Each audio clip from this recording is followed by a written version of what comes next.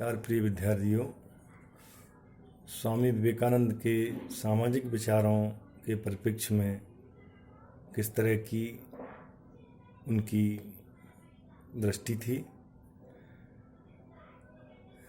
विवेकानंद के युग का भारतीय समाज व्यक्तियों की पारस्परिक तीव्र असमानता, पारस्परिक भेदभाव, असहिष्णुता एवं कटुता, अज्ञान एवं निर्धनता से, दुर्गुणों से पीड़ित समाज था।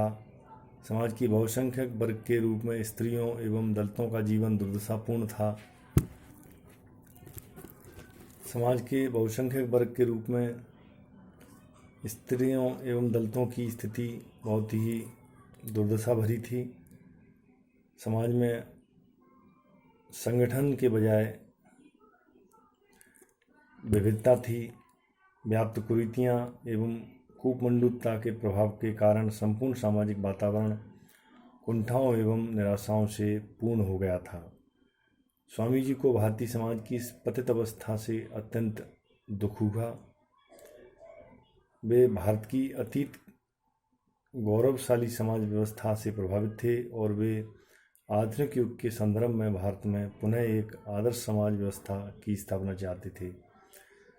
उन्होंने तत्कालीन भारतीय समाज के पतन के प्रमुख कारणों को स्पष्ट किया और सामाजिक सुधार के लिए आवश्यक कार्यों एवं उपायों पर प्रकाश डाला। विवेकानंद ने संपूर्ण सामाजिक चिंतन के प्रमुख पक्षों के लिए निम्न बिंदु अपने विचारों के रूप में प्रस्तुत किए। एक आदर्श समाज व्यवस्था की स्थापना पर उन्होंने विशेष बल दिया। समकालीन समाज की पतित अवस्था से वे अत्यंत दुखी थे। उन्होंने अपने सामाजिक चिंतन का प्रमुख उद्देश्य एक ऐसे आदर्श भारतीय समाज व्यवस्था की स्थापना करने के लिए स्वीकार किया जो अपने स्वरूप में न्यायपूर्ण एवं मानवीय गरिमा से युक्त हो। उनका संपूर्ण सामाजिक चिंतन मूलतः इसी उद्देश्य से प्रेरित था। उन्होंने भारतीय दर्शन की परंपरा के अनुसार समाज को एक दैवी संस्था, डिवाइन इंस्टीट्यूशन माना। आधुनिक समाज में उन्होंने समाज के सावयव सिद्धांत या organic theory of the society को उन्होंने स्वीकार किया। भारतीय समाज की परंपरा में व्यक्ति स्वयं में स्वतंत्र इकाई नहीं है, अपितु वह एक समाज का अंग मात्र है। अंग का या व्यक्ति का वास्तविक विकास संपूर्ण शरीर समाज के संदर्भ में ही संभव है और वह औचित्यपूर्ण है।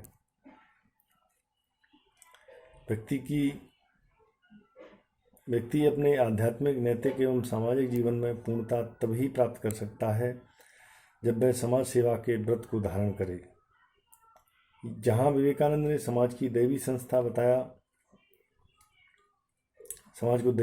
बताया, वहाँ पर व्यक्ति की दैवी प्रकृति को भी मान्यता दी और व्यक्ति की दैवीय संभाव्यता, पोटेंशियलिटी, डिवाइनिटी में भी उन्होंने विश्वास जताया।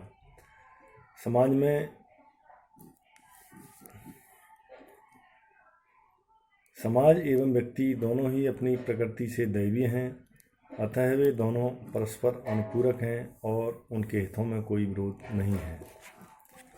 आदर्श समाज व्यवस्था की स्थापना के लिए विज्ञान एवं धर्म के बीच उचित समन्वय आवश्यक है, किंतु इन दिनों के बीच समन्वय का यह कार्य आध्यात्मवाद के नेतृत्व में ही किया जाना चाहिए। भारत में आध्यात्मिक शक्ति ही समाज का नेतृत्व एवं नियमन कर सकती है। समाज का नेतृत्व धन की शक्ति अथवा भौतिक शक्ति द्वारा नहीं, विवेक व आचरण की शक्ति, ब्रह्म बल और आध्यात्मिक शक्ति के द्वारा किया जाना चाहिए। आदर्श समाज व्यवस्था में व्यक्तियों के पारस्परिक संबंध समानता, स्वतंत्रता तथा भाईचारे के सिद्धांतों पर आधारित होने चाहिए। समाज संगठन के नैतिक मूल्य नव वेदांतवाद के आध्यात्मिक दर्शन के अनुरूप हैं। चतुर्वर्ण व्यवस्था एवं रूढ़िवादी जाति व्यवस्था पर उन्होंने विचार प्रकट किए, जिसमें चतुर्वर्ण व्यवस्था के अंतर्गत विवेकानंद के अनुसार प्रत्येक मनुष्य के मूल स्वभाव में 3 गुण सत्व, रज और तम पाए जाते हैं। इन तीनों गुणों में से किसी एक गुण की अधिकता अथवा किन्हीं 2 गुणों के सम्मिश्रण के आधार पर समाज में मनुष्य के 4 वर्णों ब्राह्मण, क्षत्रिय, वैश्य एवं शूद्र की उत्पत्ति हुई है।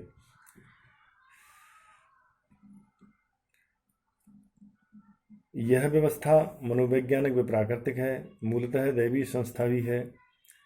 विवेकानंद के अनुसार भगवत गीता में भगवान ने कहा है कि गुण, कर्म व स्वभाव के आधार पर चतुर्वर्ण की सृष्टि स्वयं उन्होंने की है। उन्होंने ही प्रत्येक वर्ण के धर्म या कर्तव्यों को निश्चित किया है। स्वामी जी के अनुसार मूल रूप में चतुर्वर्ण व्यवस्था कर्म आधारित और यह इसी रूप में धर्म सम्मत व न्यायपूर्ण है। व्यक्तियों के बीच ऊंच नीच का भाव नहीं था, सामाजिक कार्यों का विभाजन था, सत्पक्ष की भावना व्याप्त थी और उसका कार्य संपूर्ण समाज के लिए आवश्यक एवं महत्वपूर्ण था। ब्राह्मण को आध्यात्मिक मूल्यों से संपन्न बुद्धिमान व्यक्ति के रूप में सम्मान दिया गया, किंतु वर्ण व्यवस्था ने ब्राह्मणों को सत्ता एवं धन की शक्ति से वंचित भी रखा था। स्वामी जी का मत है कि प्राचीन भारत में वर्ण व्यवस्था के साथ आश्रम व्यवस्था के संयोग ने तत्कालीन समाज को एक प्रकार का समाजवादी स्वरूप दिया था। वर्ण एवं आश्रम की व्यवस्थाओं के संयोग ने तत्कालीन समाज का स्वाभाविक ढांचा विकसित किया था और इस समाज का व्यक्ति के जीवन पर पर्याप्त नियंत्रण एवं प्रभाव था। अतः व्यक्ति कोई ऐसा कार्य नहीं करता था जो समाज की दृष्टि में अनैतिक और अनुचित हो। रूढ़िगत जाति व्यवस्था का जन्म वर्ण व्यवस्था के क्रमिक पतन से हुआ है। ब्राह्मण वर्ण ने बलपूर्वक धर्म के नाम पर कर्म पर आधारित वर्ण व्यवस्था को जन्म पर आधारित जाति व्यवस्था बदल दिया। कुछ विद्वानों का मत है कि ब्राह्मण को इस कार्य में क्षत्रिय वर्ण से सहयोग मिला। ब्राह्मण वर्ण ने क्षत्रिय वर्ण को नरदेव तथा स्वयं को भूदेव का दर्जा दिया। इस प्रकार विशेषाधिकार संपन्न ब्रह्म छात्र शक्ति ने जन्मना जाति व्यवस्था की शुरुआत की और बलपूर्वक उसे बनाए रखा। जाति व्यवस्था के प्रमुख दोषों का उन्होंने विवेचन किया। भारत में प्रचलित जाति व्यवस्था ब्राह्मण के अधिकारवाद एवं सामान्य जनता के अज्ञान पर आधारित है। वास्तव में यह धर्म तर्क एवं न्याय की दृष्टि से अनुचित एवं अमान्य है। रूढ़िगत जाति व्यवस्था अपनी प्रकृति से नकारात्मक है। रूढ़िगत जाति व्यवस्था ने हिंदू समाज को अनेकानेक छोटे छोटे भागों में बांट दिया है और इस व्यवस्था के कारण समाज तथा धर्म के सदस्यों के बीच गंभीर असमानता व अन्यायपूर्ण संबंध स्थापित किए जा रहे हैं। इस जाति व्यवस्था के अंतर्गत बड़ी जातियां द्वारा छोटी जातियों के दमन एवं शोषण की परंपरा स्थापित हुई और हिंदू धर्म कलंकित हुआ। रूढ़िगत जाति व्यवस्था ने हिंदू समाज को कमजोर किया और उसका विघटन भी किया।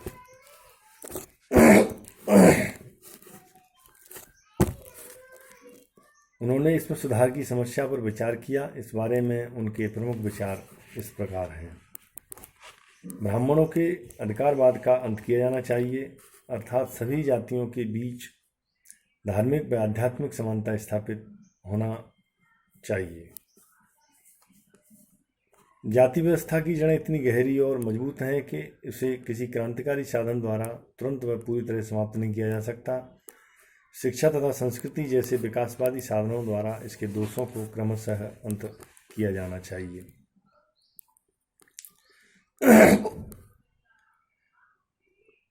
इस दृष्टि से सर्वोत्तम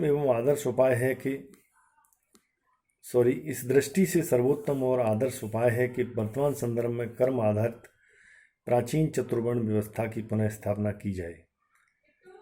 निम्नतर वर्गों को उठाकर उच्चतर वर्गों के स्तर पर लाया जाए। उच्चतर को गिराकर निम्नतर के स्तर पर लाने से कोई लाभ नहीं।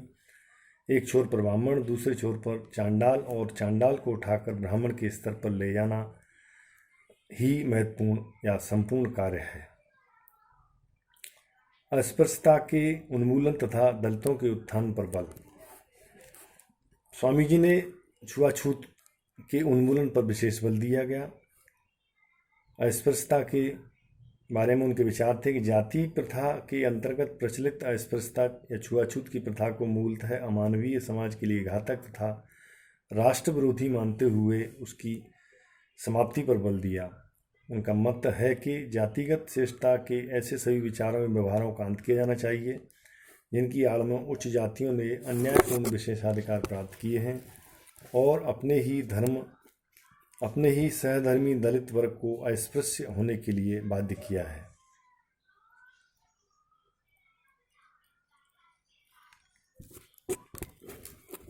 अस्पृश्यता उन्मूलन हेतु उच्च वर्ग का दायित्व।